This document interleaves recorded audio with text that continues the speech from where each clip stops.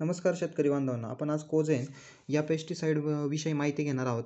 कोझेनचं नाव आपल्याला दिसतंय, त्याच्या खाली 3 in 1 लिहिलं आहे. का 3 in 1 लिहिलं आहे तर त्याच्यामध्ये काय काय कंटेंट येतात बघा. Silicon 50%, amino acid 40%, seaweed extract 10%, हे कंटेंट आहेत. तर याचा उपयोग कशासाठी केला जातो हे आपण बघूया. त्याच्या पाठीमागे दिलं आहे, मराठीतूनही दिलं आहे, इंग्लिशमधून पण दिलं आहे.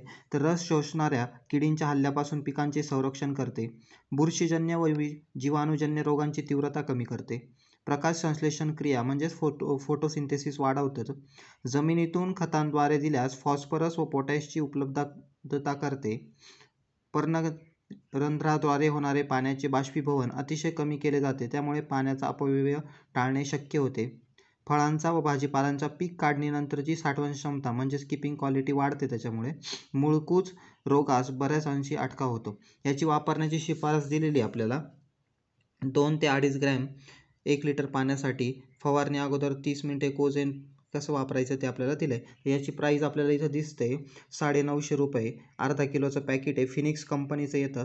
तर मी ह्यावर्षी वापरलं आहे आणि त्याचा रिझल्ट देखील चांगला भेटला आहे. तर आपण देखील नक्की वापर करू शकतात.